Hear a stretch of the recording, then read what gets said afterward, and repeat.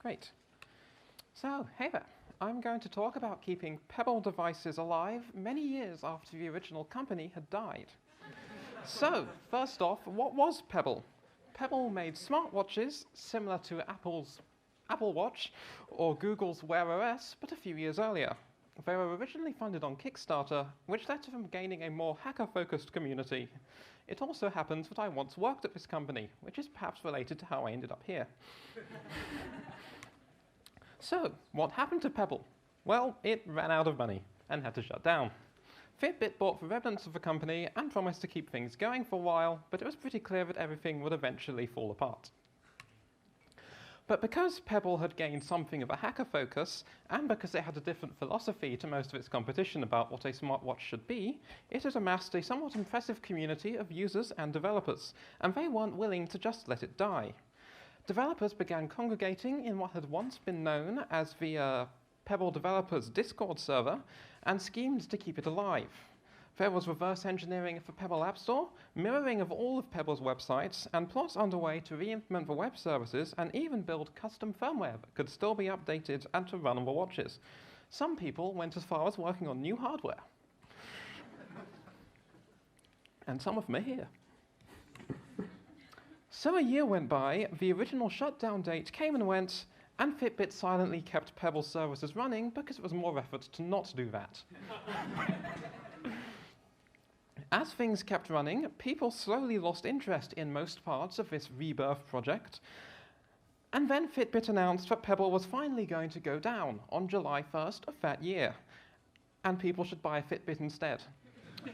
Unsurprisingly, a lot of people were just as thrilled by that option in 2018 as they had been in 2017. But unfortunately, most of the work had never actually gotten done. So what would we lose if we just let everything disappear? As it turns out, Pebble relied on a whole host of web services, which meant a lot of stuff was set to break when the servers turned off.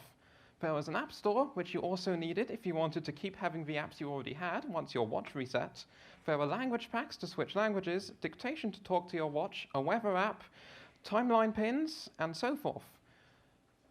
Not all of this would necessarily actually break, or at least not in ways that were immediately noticeable, because Fitbit updated the apps once more to enable a limited degree of offline functionality. But in practice, that really only got you as far as being able to turn the watches on, and a lot of other things were still going to break. This is where I, quite accidentally, became an active member of this story, instead of just having been watching for most of the time. One of the services that Pebble ran was an open source web-based IDE called CloudPebble, which I had originally built before they hired me. Using the old official CloudPebble account, which for some reason I still controlled, I tweeted an offer to keep CloudPebble running, which wouldn't be terribly hard in theory because it was an open source program that I had written in the first place. However, this was broadly misinterpreted as meaning all of Pebble's cloud services. And I must admit, in retrospect, I can see why. But I was loath to disappoint everyone, and so a few days later, alongside some still active rebellers like Joshua Wise and iShotJR, whose name I had to ask about pronouncing, we announced the Rebel Web Services, and also for legal reasons formed the Rebel Alliance LLC, a real company that actually exists. But even if we were to re-implement everything, how could we make anything use it? In the absence of anything else, the apps will still keep trying to talk to the server that no longer exists.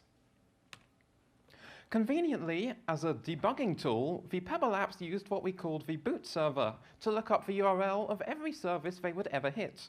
Change those URLs, and you can point the app anywhere you like. Even more conveniently, the apps had a custom URL scheme, and if you hit that, they would switch over to use your boot server of choice. We originally built this so we could switch to the staging environment, but it turns out to be super useful in general.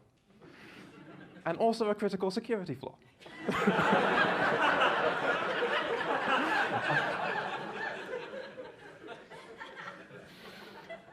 So, how do we go about building a bunch of APIs to make all these apps happy? we reverse engineer them, which in practice meant that I spent a lot of time staring at MITM proxy, poking at the app to try and figure out what it was doing, because I had mostly forgotten in the 2 years since I had last touched any of this. And of course, once we've built things, we have to run them somewhere. We don't really know how many users we'll have, we don't know how we're going to pay for it, and we are a bunch of clueless software engineers who don't really know how to run reliable services. So what are we going to do? We'll fall back on the buzzword of the week. So, Rebel Web Services, for the most part, runs on AWS Lambda, serves its files from S3, and has no servers that I have to think about, which is pretty great for me.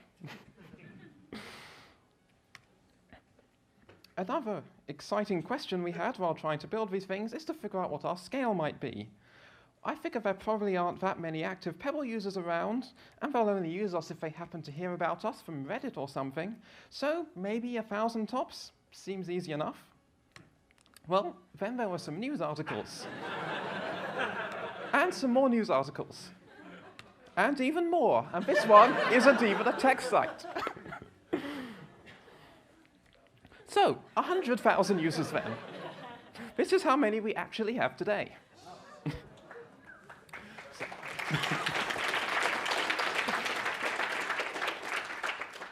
So having built our infrastructure to serve 1,000 users, we actually have 100,000 users. But it was okay. Our serverless servers automatically scaled up, so we had a whole bunch of our concurrent non-instances, and everything was good. This worked so well, in fact, that I didn't even realize it had happened until I checked about 2 months later. But how do we pay for all of this? We're running a whole bunch of our non-servers and have to keep databases up somewhere, and that's before we even start thinking about API costs. We want to ensure this keeps running for as long as possible, as long as anyone wants to use it, which means we don't want to be dependent on, for instance, paying out of our own pocket or making everyone pay. So, step 1, make a budget, part of which you can see here.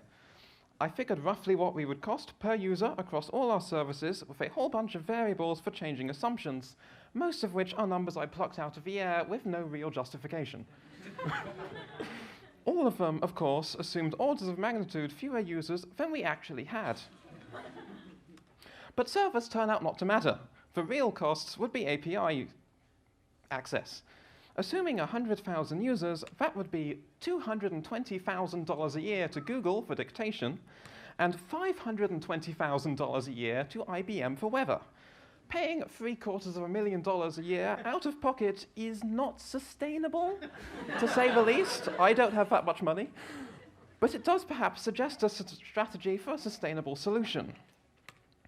We'll make you pay if you want to use the APIs, and only if you want to use the APIs. Using our budget and making more wild assumptions, I figured that if I charged users $3 a month for weather and dictation, the minority of users who paid for it would cover their own costs and also subsidize the other users. It turns out I was right, so that was good. Actually, requiring you have a subscription, of course, turns out to be tricky, because Pebble didn't tell us who you were when it looked up for weather, or when you sent dictation, because it didn't care, but we do. We can, however, control the URLs for those services. So I guess we'll just stuff the authentication into the URLs. But this is a pain too, because the boot server doesn't have authentication either. So it's time for crazy hacks. What we're instead going to do is stuff authentication into the boot URL we give the app. Since we need to make you click a magic link on your phone anyway, we make you log in first and stuff a magic link in there. So you have your authentication token in your URLs, which then sticks it into other URLs, some of which actually have to go in DNS because we couldn't change the path, which is extra fun and also super secure. But it all works. So there's plenty more I could say, but I don't have the time to say it.